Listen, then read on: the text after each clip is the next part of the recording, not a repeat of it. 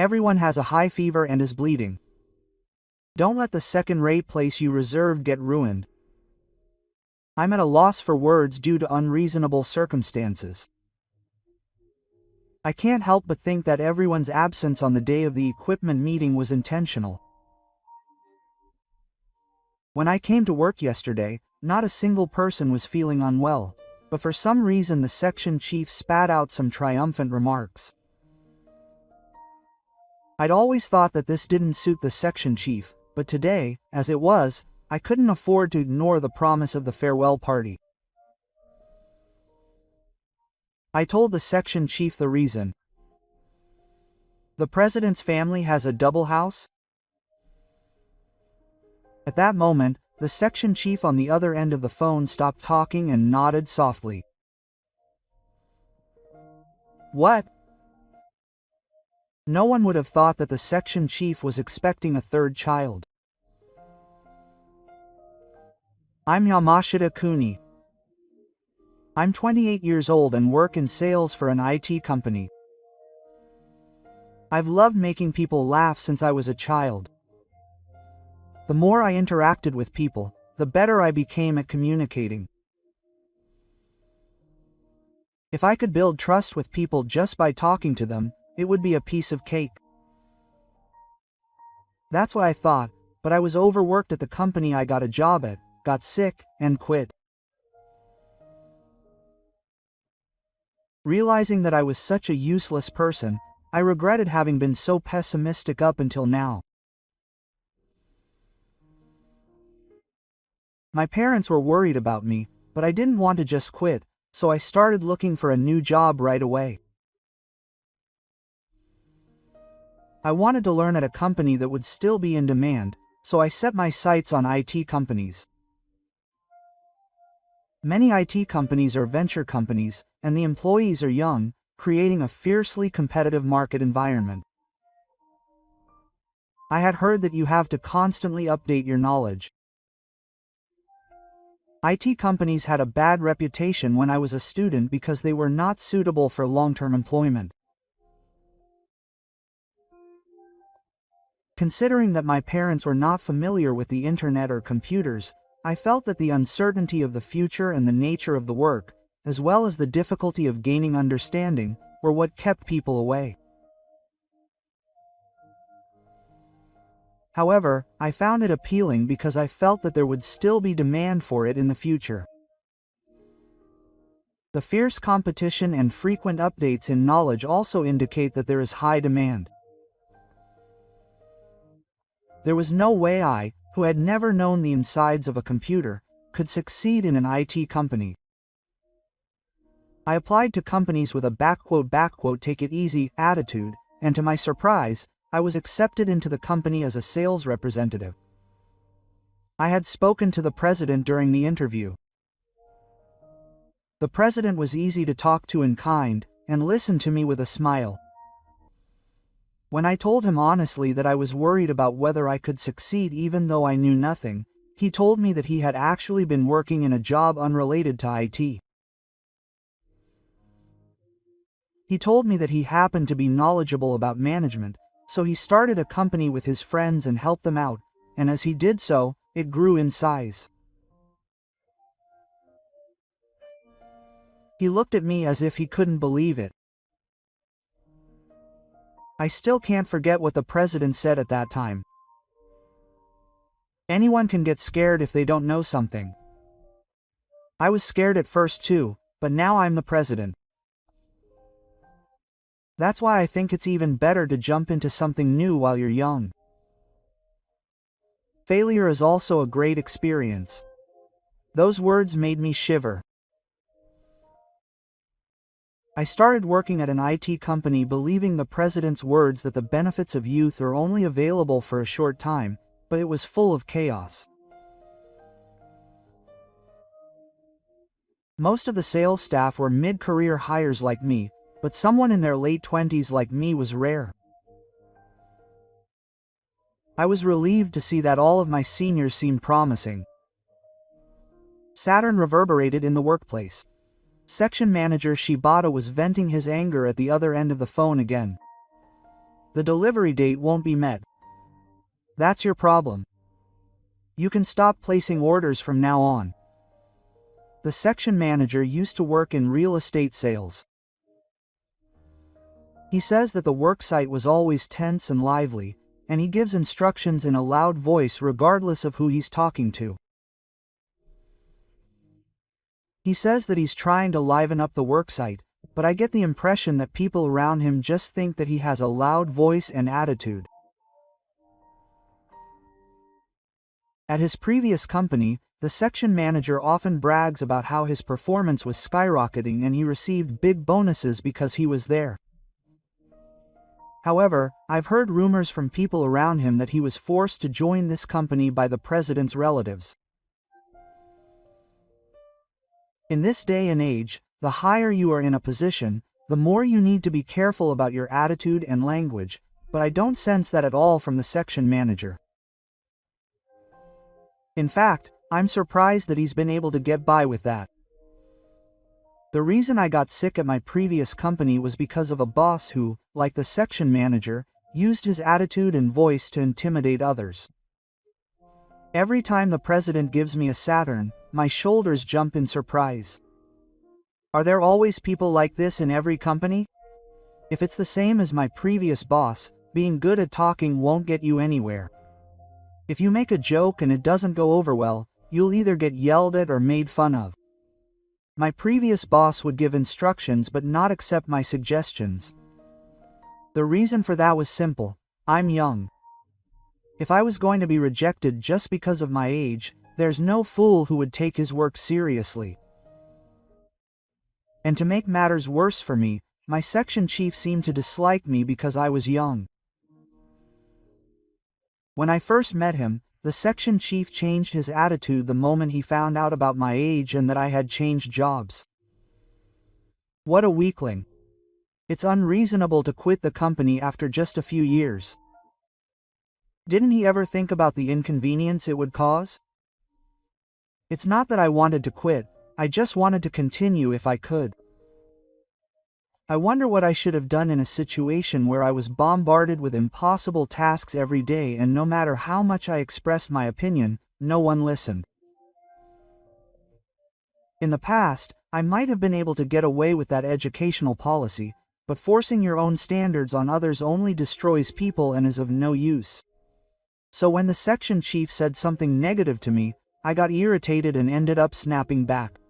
I guess the section chief can't say anything about other people either. At that moment, the section chief, who had sent me off with a bright red face, scattered the documents he had in his hand. What's with that attitude? I'm your boss. It's so unreasonable to treat your boss with such contempt. The section chief, who had been acting so violently, almost grabbed me, but after being teased by those around him who noticed, he regained his composure. Since that look, I've been completely targeted.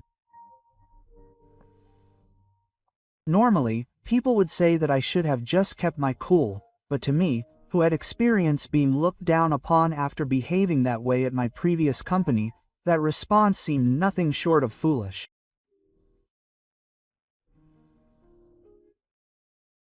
Although I say that there are people who won't think of you as a person unless you show them even a hint of a cocky attitude, I also regret it a little. Even if I say that I was young, I can't help but think that I went too far.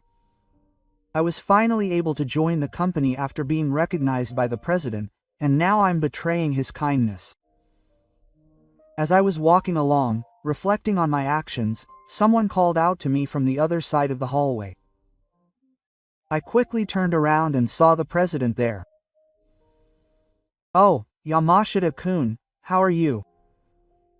I never thought I'd be spoken to by the president.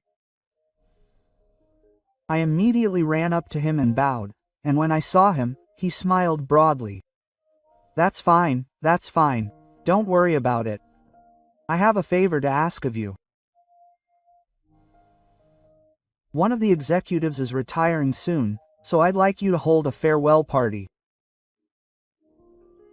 Can I leave it to you? Quote. The president asked me if I could be the organizer of the farewell party. When I asked why he would ask me, a person who had just transferred to the company, to do something like that, he replied that he had actually wanted to hold a farewell party, but he wanted to show the executives who had taken care of him that he, a young man, could take on challenges by holding a farewell party. He also wanted to repay the president's kindness, so he agreed to be the organizer. Including related business partners, there could be as many as 100 people at the farewell party, but the president offered to help me.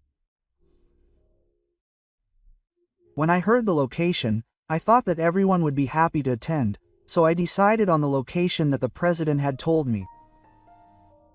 I didn't have any way to contact nearly 100 people, so I decided to consult with my section chief for the time being.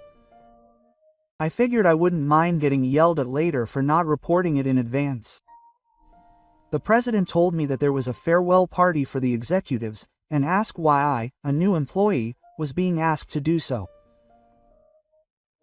As expected, the section chief didn't like the fact that the role had been delegated to me, so he acted rudely.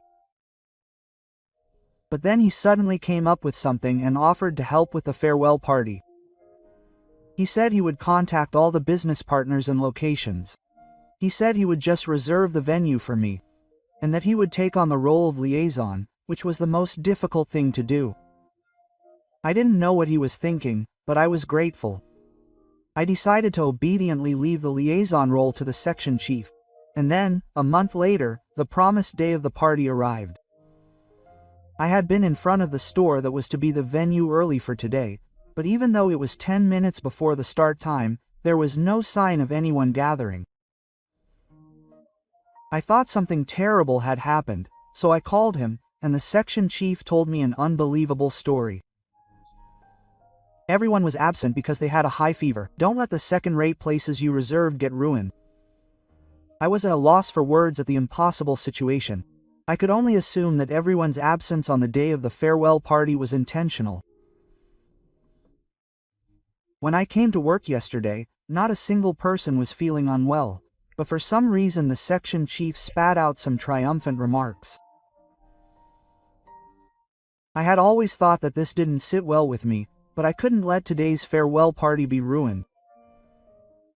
I told the section chief the reason. Is the president's family home second-rate? At that moment, the section chief on the other end of the phone gasped and sighed quietly. Huh? The president, who had asked me to be the organizer that day, had told me that his family's Ryote restaurant could accommodate a party of 100 people. Thinking that there was no better place for a farewell party than the president's family home, I immediately made a reservation. When I told him that I worked for the president's company, the person in charge of Ryote, probably a relative of the president, was happy to oblige. However, if food for 100 people went to waste on the day of the party, the damage would be immeasurable. The section chief, who had easily grasped the situation, spoke in a nasty voice on the other end of the phone. Huh, oh, no, why didn't you say that? I could tell from the section chief's voice that he was clearly shaking along with me. In fact, I had only told the section chief that the party would be held, the location, the date and time, and the alcohol, but I hadn't told him that it was the president's family home. I didn't tell him the details of the location because I thought it wouldn't matter if I didn't tell him, and I had no other intention. Even if I thought I should have told him now, it was too late and I couldn't go back in time, so there was nothing I could do. Confused, I could only bow down on the spot. But for some reason, the section chief had hired someone to act as a liaison, but he didn't tell me that everyone had high fevers, and he kept quiet until I fell in love. I could only complain about the section chief's actions, which clearly seemed like an attempt to frame me. What are you going to do about this? Besides, I think the executives will be here soon. When I questioned the section chief, he revealed something more. To my surprise, the section chief had gone to the trouble of reserving another location and inviting 100 people there. He had contacted the president and the executives who would be the main players in the party, but he didn't tell me. The section chief must have done it all just to cause trouble for me. It was an accident that happened because I never thought it would cause trouble for the president's family. When I asked the president to take over, the section chief immediately handed the phone to the president. After a few minutes of being handed the phone while it was still connected, I could vaguely tell that the section chief was explaining things to the president. Then the president handed the phone over and told me, "I understand the situation now. It seems like things have gotten serious. It's difficult to move around here because of the royal family, so let's meet up for a while. I'll explain things to the family, so don't worry and come over here." Quote. When the president told me this, I bowed to the president's family, explained the situation to the president, and headed to the reserved venue. The location was less than 30 minutes away. The farewell party had already started, and while everyone who had attended was making a fuss, the section chief, the president, and I ended up talking in the hallway. The president admitted that he had caused this incident on his own. Apparently, the president felt uncomfortable when the section chief told him that the party would be held in a different location, but he didn't pursue the matter out of respect for the section chief. I thought maybe they had decided to hold it somewhere other than my family home for some reason. That's why I didn't ask. I can't believe the section chief acted on his own. What an outrageous thing to do. Shibata-kun. The section chief was trembling as he was glared at by the president, and he was pale and struggling to stand. Feeling guilty for not being able to manage the Sogokai, I bowed my head and the president asked me to look up. "It's not your fault. It was my request in the first place. However, I can't forgive the damage to my family home. Shibata-kun, would you like me to stop by my family home for a bit after the farewell meeting is over?" I could tell from the president's eyes that he was clearly irritated. He had only given me a cheerful and kind impression since the interview. At that time, the president was exerting such terrifying pressure that even I, who was nearby, was shaking in my hands and feet. The section chief was nodding violently. I couldn't tell if he was trembling or not, but I could hear his voice coming from Karoji, so it seemed like he was going to apologize. After that, everyone made a fuss at the farewell party, which had been changed at the last minute, until the last train, and arrived at the tree. The section chief was shivering with a pale face in the corner of the venue, probably feeling like he was about to die. After the farewell party, the section chief was led by the president, and Minato walked in the opposite direction. The next day, the president called me in and told me that he wanted to apologize again. "I'm sorry. Since there were 100 people, I should have introduced someone else to take care of. This kind of mistake is rare, so don't worry about it too much, and I'll be counting on you in the future." The president seemed worried that I, a young man, might have some trauma. I felt bad about venting, so I asked the president a question to change the subject. "Why didn't you take over such a great ryote?" When I asked him that question, the president broke out in a cold sweat, looking flustered. I thought to myself that it was a topic he didn't want to hear, but the president started talking again. "Please keep it between us. It's an embarrassing story for me. Even though he was such a great person, his parents and the head chef were strict. I ended up losing that job and just doing management. It's a shameful story. Even at my age, I feel ashamed. I've heard that the older you are, the stricter the rules become." The president's family didn't allow anyone to be spoiled if they were family, and he says that he wouldn't have been able to be involved in his current role if he didn't have the skills. When I think about how strict his family environment must have been, I can't help but think of the president a little bit. From his experiences at home, the president didn't seem to approve of working on the front lines. I know because I was often scolded myself. When people are verbally abused, they shrink, carry trauma, and suffer consequences for their lives. In the past, people would have said I was being lenient or immature as a person, but I don't think so. The president apparently had the section chief apologize after the farewell party, but he didn't leave the party. However, he couldn't just keep quiet about the damage to 100 people, so he proposed that the company pay the amount and deduct it from the section chief's salary. The president says that the section manager was incredibly desperate at that time.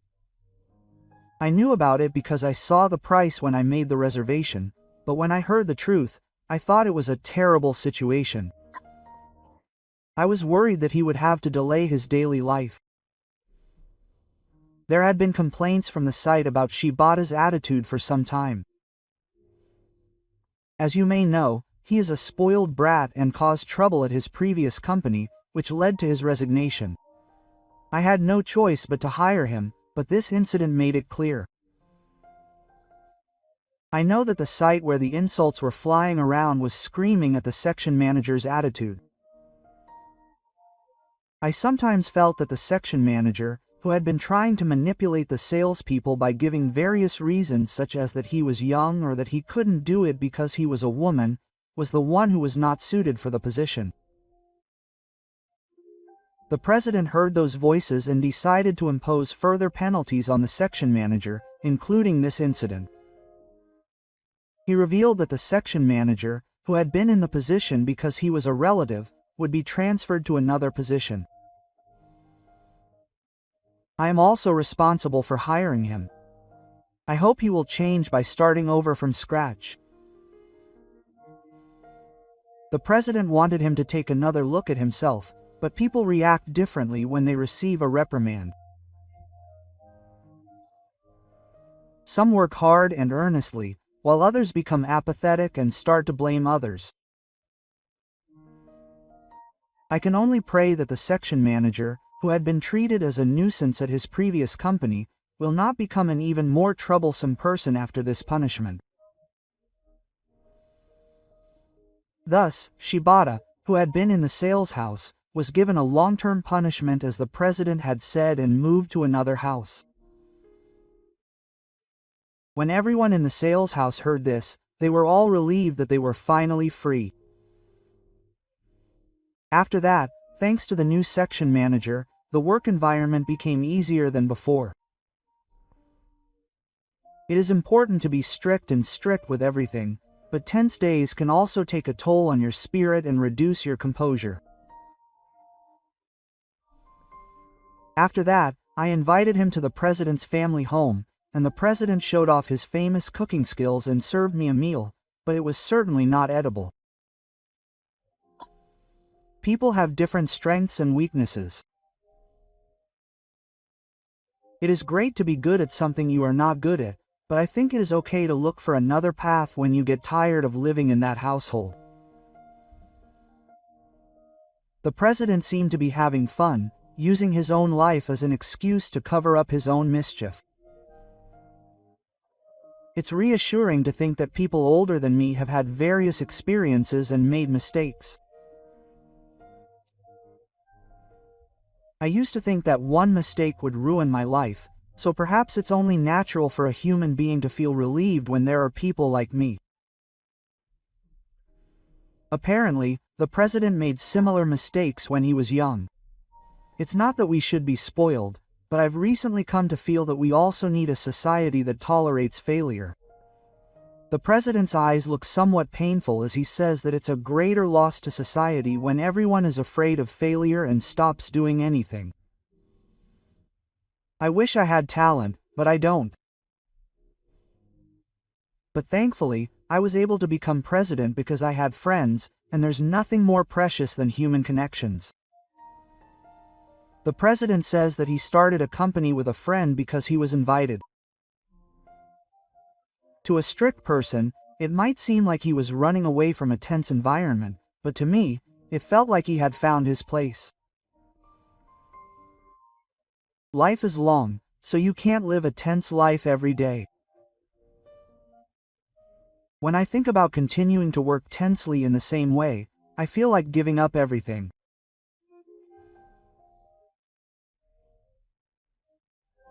That's why I think that if we can do something to help us survive or reduce the workload, we can make the business sustainable. The new section manager actively accepted my opinions so that even a young person like me could take on challenges. I'm honestly happy that my opinions are being reflected, and if there's something that will change the company's internal structure, my motivation is even higher. I don't know what's right, but seeing my actions reflected makes me realize that I'm a member of society, so I feel that this initiative should continue. The president, feeling encouraged, suggested that I introduce him to a young woman he knows. Normally, I might have refused, but I was feeling increasingly excited, so I nodded to the president's suggestion. From now on, I'm going to take on new challenges without fail, in order to regain the confidence I once lost.